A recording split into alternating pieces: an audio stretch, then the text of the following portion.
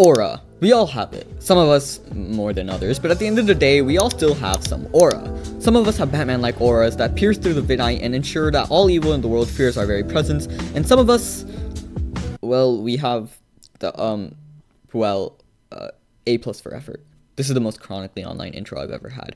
Aura and One Piece are very closely related topics. I mean, in a sense, Conqueror's Haki is literally just how strong is your aura. But going deeper than that, aura is used all the time in One Piece. From the very beginning of the show, Oda slowly built up godlike auras for a certain group of people, creating hype and giving certain characters godlike statuses in the world.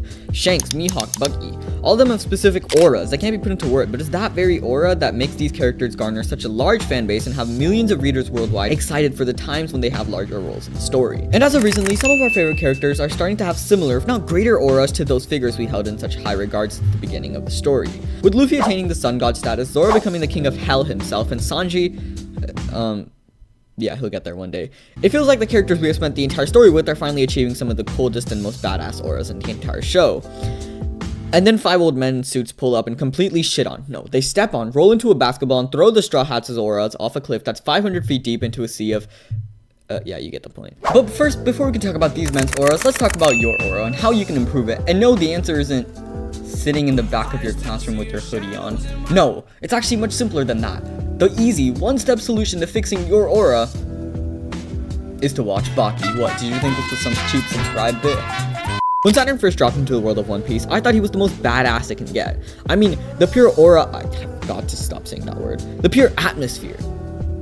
Yeah, it just doesn't hit the same. Saturn was the definition of aura. I mean, he had black flashes of lightning shooting out of him, and he spawned out of the seal of Orichalcos itself, so it was clear that he was not fucking around. I thought Saturn would be the peak of One Piece aura for a while. I figured there would be a quick ending to the arc and that Saturn would remain untouched as the supreme aura man in the entire show, aside from only a handful of characters such as Shanks. But then 5 more of him spawned in, and holy shit, they are cold. The Gorosei have been tearing up the world, and while Vegapunk is quite literally revealing the secrets of the ancient kingdom that we waited for half a decade to talk about, I think it's cooler to focus on the Gorosei because they are pretty badass. The 5 Gorosei have been showing us probably the most impressive performance we've seen so far in the show by completely dominating the Straw Hats and Elbaf Giants. I mean, no matter what they do, it's clear that the Straw Hats aren't gaining any real advantage and that their only hope is hightailing it out of the island and praying. Luffy, the man who managed to push the King of Beasts Kaido himself into an active volcano, effectively ending his life, got a boo-boo from punching the Gorosei. I mean, having skin that is unpenetrable by even advanced armament Haki is incredible, and the fact that something like this even exists is breaking every single law we know in One Piece. Up until this point in the story, Kaido was seen as the pinnacle, the man who was able to conquer all and the person to always bet on in a 1v1, and while there is no denying the pure absurdity of the strength that is Kaido, it seems like we're on a whole nother level here. Even though Kaido fought Luffy while holding up an island after fighting an entire night, he never once seemed like such a completely unbreakable obstacle. We were always able to hurt Kaido, and he was always someone we knew deep down we could beat. But now we have 5 whatever these are, and it doesn't even seem possible to touch them. When we hurt Kaido, his scars stayed, but these people are just able to regenerate at will. When the biggest challenge in the story prior to this arc seems much more human in comparison to the Gorosei, it becomes clear that these men are just built different.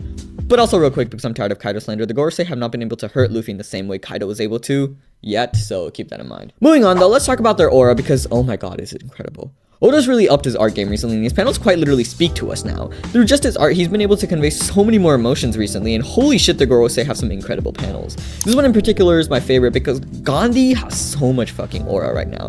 The fact that a bald man with glasses and a suit is somehow the toughest character in the show right now is incredible, and from literally cutting through clouds to pulling up to the fight like a fucking reaper emerging from the shadows, this guy makes me terrified. Even when compared to Mihawk, who was the pinnacle of swordsmen in the show, nothing Mihawk has done so far in canon can be compared to how terrifying this panel is.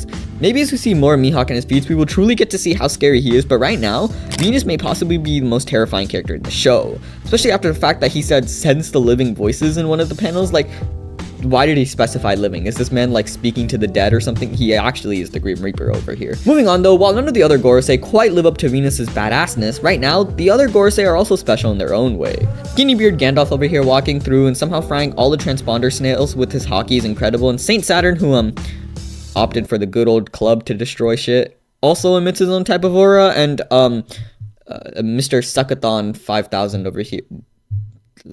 Yeah, I give up. I can't even justify this somehow. Listen, while the Gorosei are terrifying, in their own right, there has to be a reason that Oda chose to highlight Venus and Saturn in particular. These two have been absolutely tearing it up, and honestly, if anything, this is only making me even more hyped for how this arc will continue. But finally, let's talk about what made me the most important consequence of the Gorosei being given so much pure aura. Imu. I mean, it's inevitable with Imu's lackeys being the one given so much hype that the excitement for Imu will only continue to grow. Imu is, after all, the big boss, the head of the operation, the Roger of the world government, the Curry of the 2016 Warriors, the Tom Brady to the yeah, you get the point. Imu has to be crazier than the Gorosei is, so because the Gorosei are batshit insane, Imu has to be batshit insanier. Overall though, the Gorosei have been going off recently and they truly have become endgame villains. From not even being able to scratch them to emanating pure unfiltered god tier aura, they are the pinnacle of One Piece villains in terms of strength alone if nothing else right now. Excluding the fact that they let Sabo get out alive, it seems like they're truly unbeatable, and as Oda continues to write new chapters, the hype for them only increases. But at the same time, the hype for Imu only increases because, well, I think it's safe to say we're all excited to see how powerful he truly is. Overall though, that's it for me. Thank you.